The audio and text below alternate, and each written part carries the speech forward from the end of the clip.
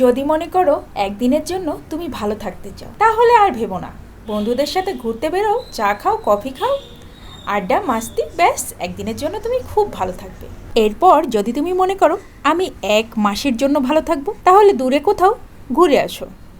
দেখবা 1 মাস তুমি খুব ফুরফুরা মেজাজে আছো এবং খুব ভালোই সময় কাটছে।